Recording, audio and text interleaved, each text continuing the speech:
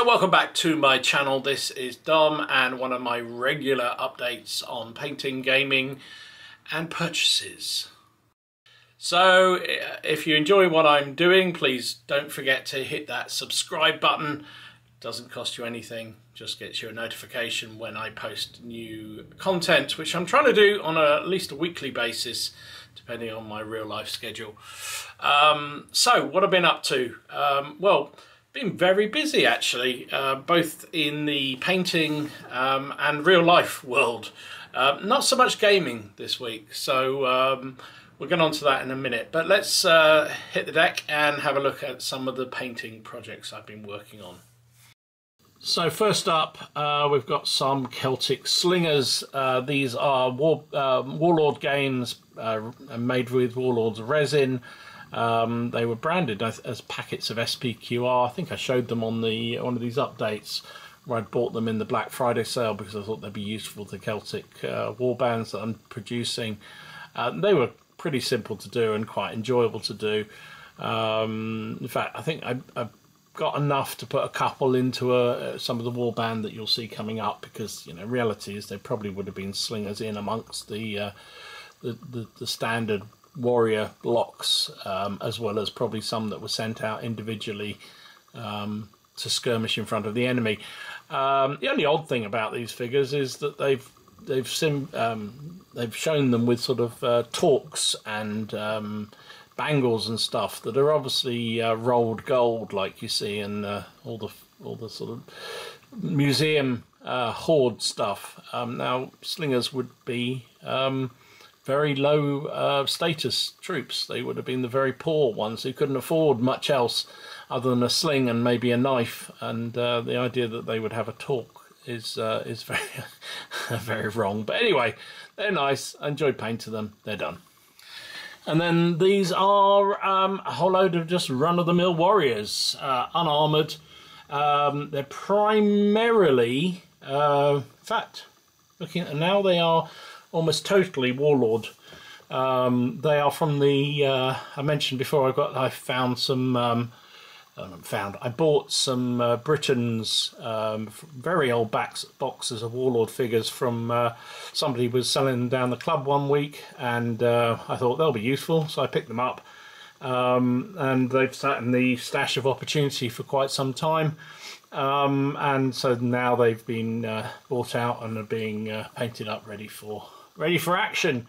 There's a couple of standard bearer guys and a musician guy who actually were from the Warlord German command packs, but I just sort of sprinkled them in as well. So quite pleased how these came out. They're dead simple to do, as I mentioned many times. Oh, you can also see a couple of slingers from the slinger pack in there as well.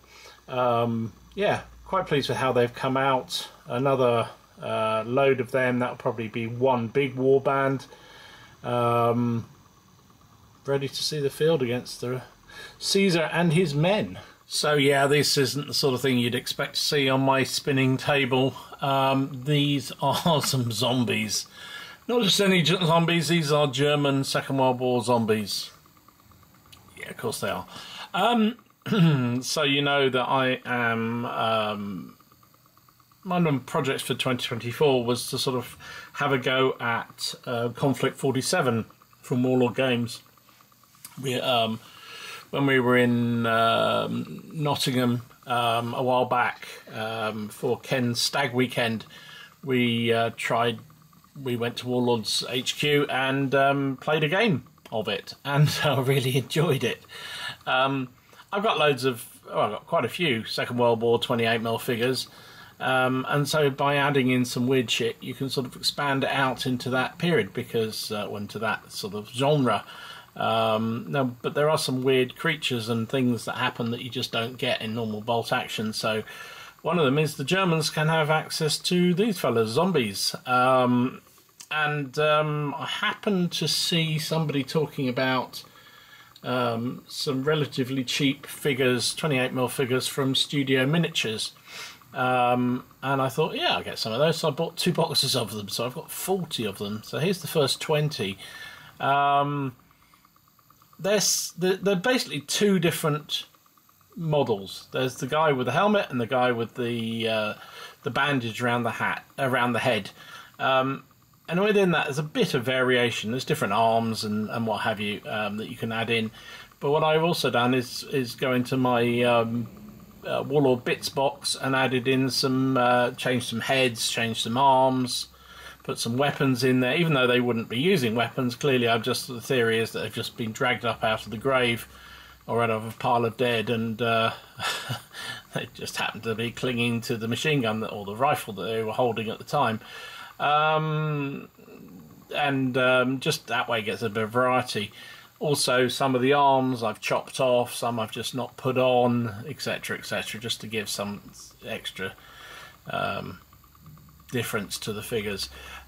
Painted them really simply. They painted up really easily. I just did them in sort of like a standard German uniform, so field grey, black boots, just use I can't remember the speed paint, flesh tone on them. And then I just went to town with washes. So a red wash, a green wash, a muddy wash, and just sort of went a bit crazy with them. And that's it. And I'm actually quite pleased with how they've come out. They're surprisingly good little figures, and the variety has come through rather nicely within them, and yeah, I'm actually quite pleased with how these have come out. So there's 20 of them. I've got another 20 to do, so I might yet show them another 20 very soon. There you go. So talking about weird shit, this is a mech. Well, I think it's called a Locust. There we go, Locust medium Panzer mech. Which is actually obviously on the German side. As you saw, I've got some zombies, so I will be doing some Germans, but also from the army list you can get for Konflikt 47, the Italians can take advantage of some German equipment, and this is one of those pieces of equipment. It's chiefly resin, does have some metal components too. It's Warlord model, obviously. I really enjoyed doing it, really enjoyed putting it together. Now, the only challenge I had, it came with 2 different optional head turrets, whatever. You could have this one with a big gun, or another one, sort of multi-rocket launcher thing. And I was going to use the multi-rocket launcher thing, but I just couldn't get it to stick properly. It just would not adhere to the resin at all, with applicator and all sorts. So I just thought, sod it, and I went with the big barrel. Because also it's quite amusing. Looks like some kind of Gruffalo or something. The only problem is once it dried with that, it dried just fractionally wonky. So you probably noticed it's when it goes round. Well, you certainly will now. I've mentioned that. Also, these are, I think these are light cannons, light auto cannons. There was an option to put machine guns on there. I mean, I'm not going to play anything significant with these figures, so reality is they can be whatever they like to be. What did I do? I spray painted it with a khaki, Halford's khaki paint, and then painted the arm red, and also the part of the turret red. I'm not sure. There was an image on the face on Warlord's website that had a red arm, and I just thought that looked kind of cool, so I did it that way. And then just used some washes and dry brushes and what have you over the top. So very watered down, none oil over the whole thing. Already, I think I used one of the AK Interactive Deep washes on the red, and then used some AK, I think it's called Grime, something like Grime, to sort of get round into the nooks and crannies to help with the weathering, and then a dry brush with a sandy colour over the top of the whole thing. I'm really quite pleased with how it came out. I think it's a fun little model. Again, very different to the sort of thing I would normally do, but you know what? Quite pleased with it. So there you go. That is Widget. So excuse the shaky can, but I thought I'd show these off too. So like most wargamers, I've got myriads of figures based in various ways, and I had quite a lot of Celtic warriors of various vintages and descriptions and types. There's some Dacians I can see in there, some very, very old metals, as well as some Warlord plastics that I've had for many, many years, predominantly individually based. So I've spent the last week or so ripping them off their bases as much as I can, in some cases building them into new bases to allow me to use them for this project. So that's increased the Celtic warband by quite a way, and I think they'll be fine. They'll pass muster. Some of the bases are pretty chunky, but they'll pass muster. They'll pass muster. These guys particularly big bases because they were, yeah. Anyway, never mind. Shaky cam and all that. There you go. More figures for the mill. So the fun thing about working through the American figures I've had for a while is the ability to do some of the vehicles that I've also had in the collection for quite a while, waiting to be painted. So this is a priest self-propelled gun.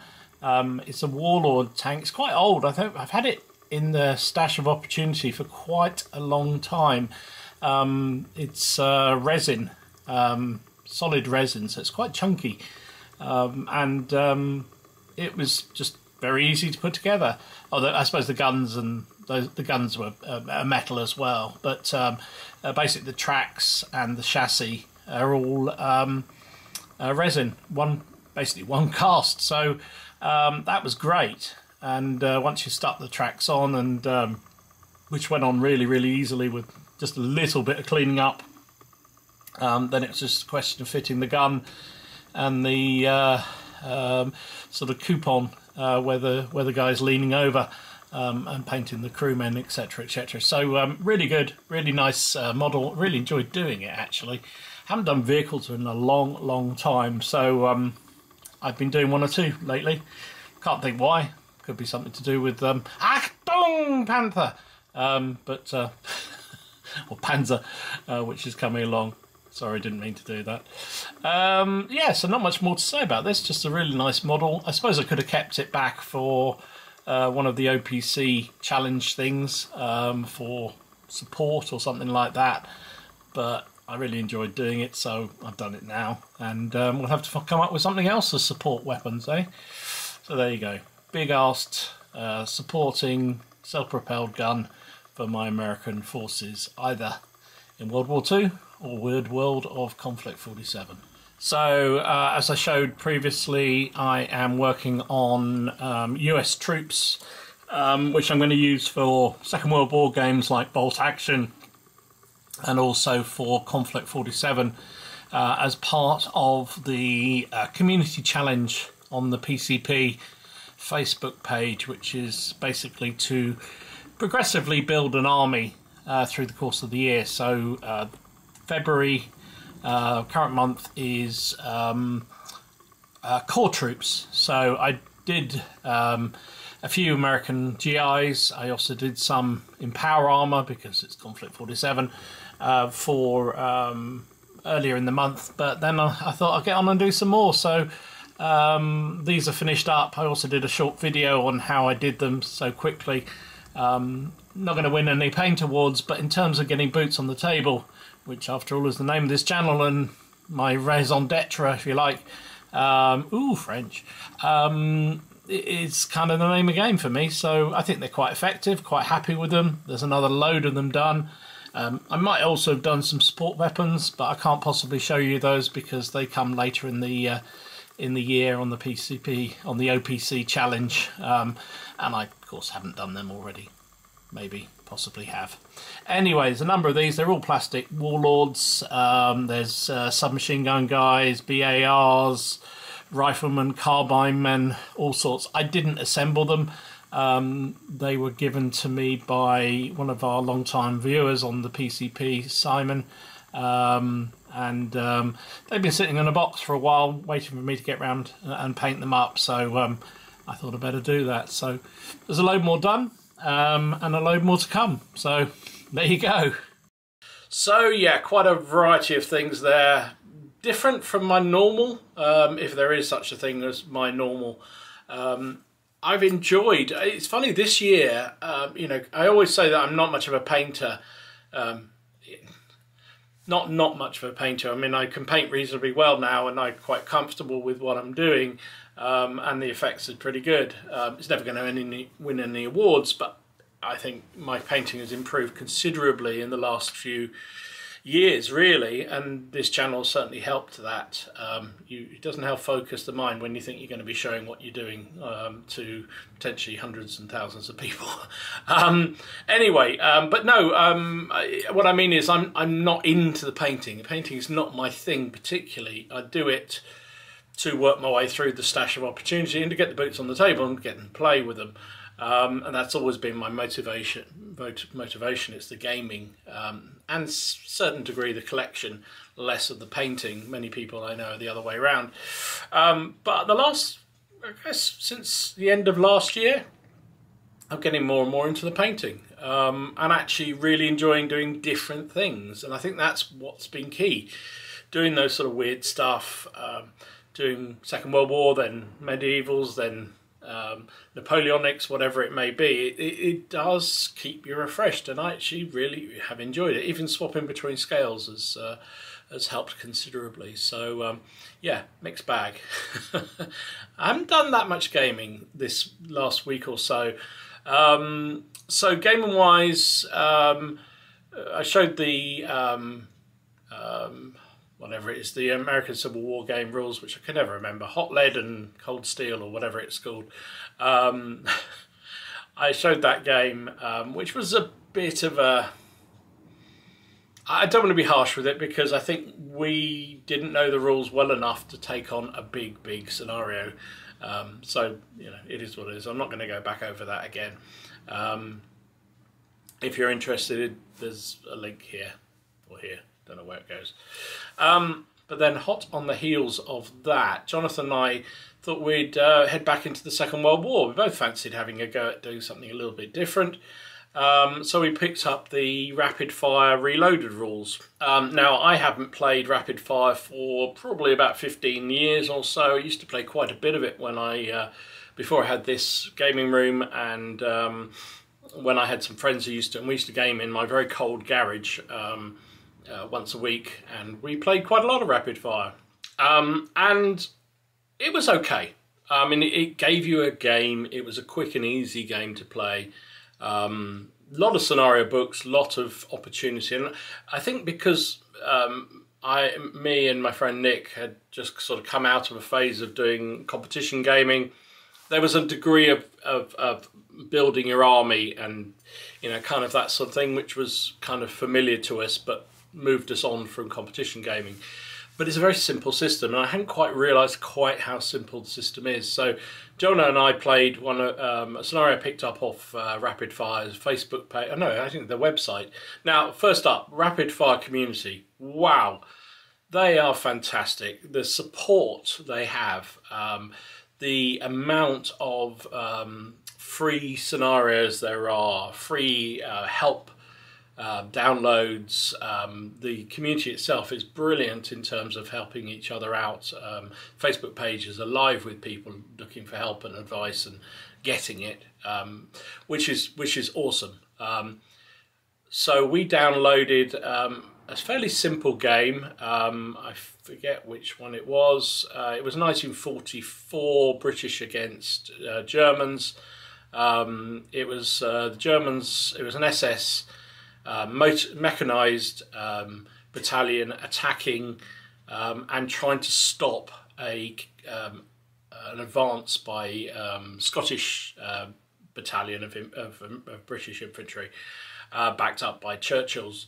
The Germans had a couple of Panthers, and we played it out, and it just, you know, when games just don't work for you.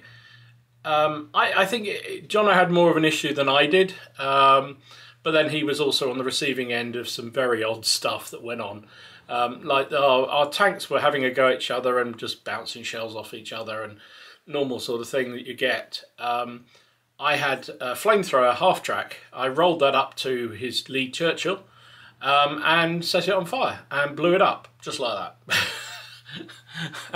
And I think that kind of, from that point on, Jono had a bit of a problem with the rules, and I sympathised a lot, because this half-track thing seemed completely unbeatable, because once it had blown up this Churchill, obviously then the Churchill was on fire in front of it and blocking the road, and they couldn't get any more shots on it. His infantry Piat team missed it, and then obviously the flamethrower then turned around and just burnt the Piat team and their supporting infantry to pieces. So in one turn, I pretty much won the game just with one piece, which it just didn't feel quite right. Now, so I didn't have quite so much of an issue with it as Jono did, but we finished the game fairly early without really getting very far into the game. I did start to video it, but in the end I literally did not keep it. I deleted all the footage because there was a lot of moaning. And are you sure that's right? And it is what it is. But I mean, visually it looked fun. We played it in 15mm actually, which is interesting. I will have another go at rapid fire, just for old time's sake, but maybe I'll try it solo. Make sure I got it all worked out, and we'll see what it is. And I know everyone I'll get loads of comments about, well, you should do Chain of Command because it's a brilliant rule system. Let me get this straight. I don't dislike Chain of Command. It's just the fact I haven't had a good game any time I've played it. I've played it 3 or 4 times now. Haven't enjoyed it, and it's just one of those things. I do not know why. I have not enjoyed Chain of Command. Bolt Action, love it. Brilliant game. However, it's not very historical. O Group, absolutely fantastic game. Love it to pieces. I would play that all the time.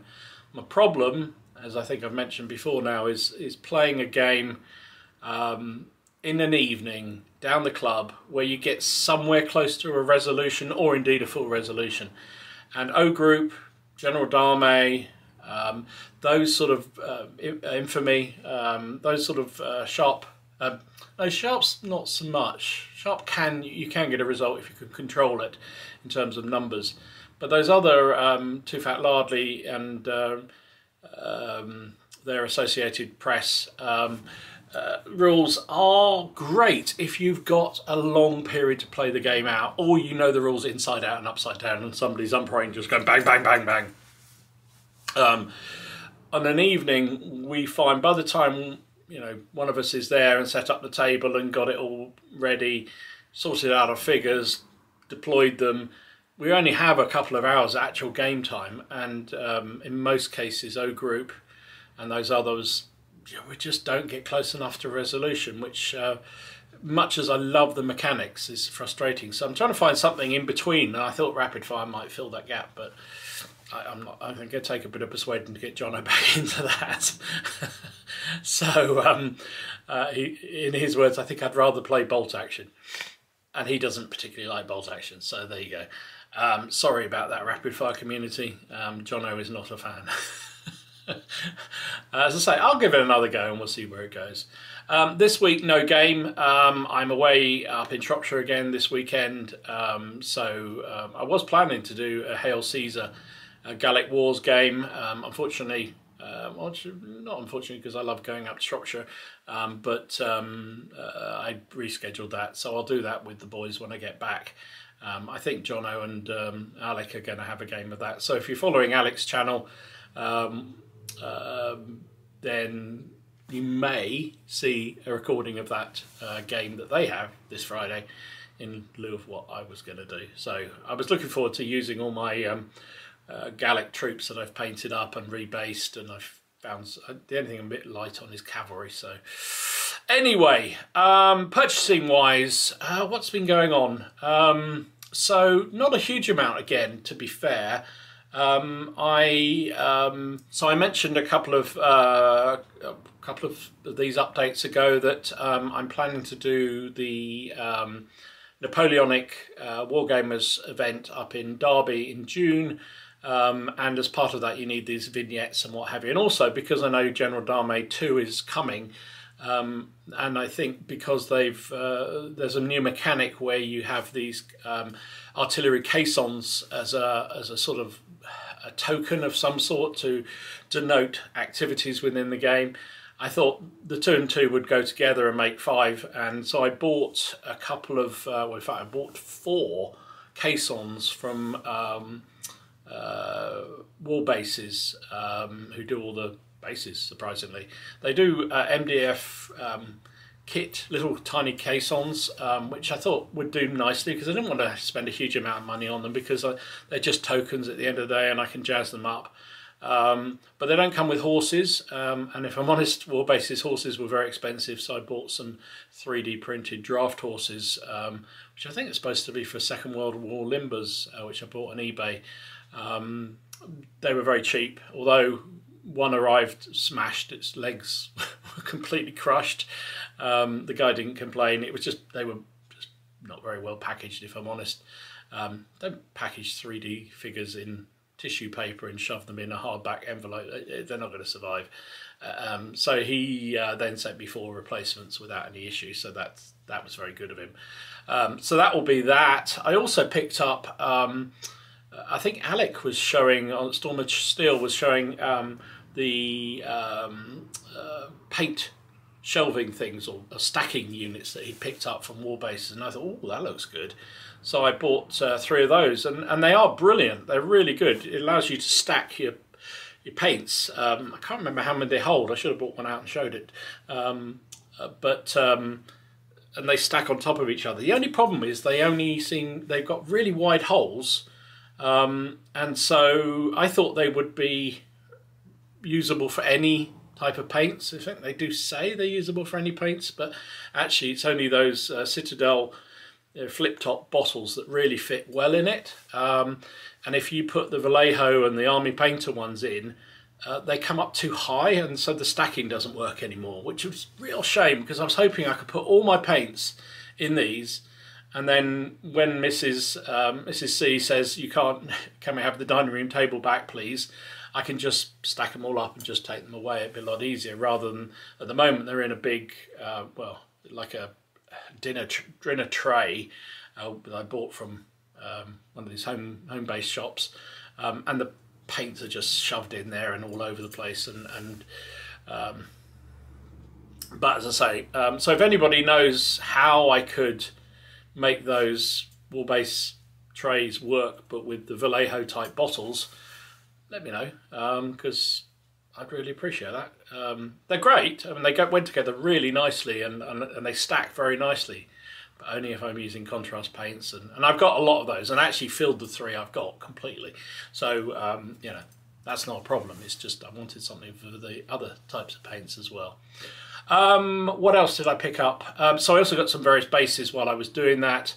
Warbases has a terrific customer service. I ordered some stuff, then I suddenly remembered after we all do this, right? So ordered some bases and these trays, and then afterwards remembered I wanted some something to allow me to base up individual square-based Napoleonic infantry in pairs, because General Dame has skirmishers in pairs, and also I wanted to be able to use them for this Wargames Napoleonic Wargaming event in June, if I use my Swedes, which I probably will. And I've got loads of skirmish figures, and I just wanted to put them in bases so I could denote them being as the skirmish screen for the troops. And I'd forgotten, and I contacted them and said, do you have anything appropriate? And they said, yeah, we got this.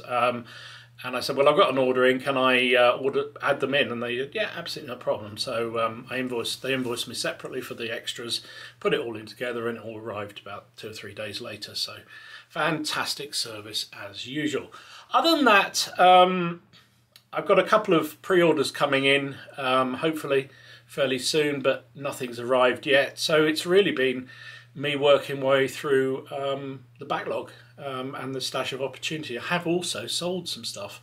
I sold off, you might remember some time ago, I think it might have been a couple of years ago, I bought some Aventine Romans, and also some Warlord bolt shooters and what have you, and I painted that just trying something else out. But I don't like Romans as a bit like the French. I just don't like playing Romans, so I sold them.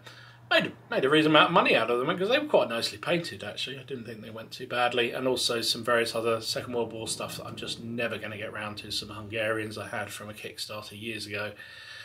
I've already got one Hungarian Second World War army, which I don't use very often anyway, so why do we want a second?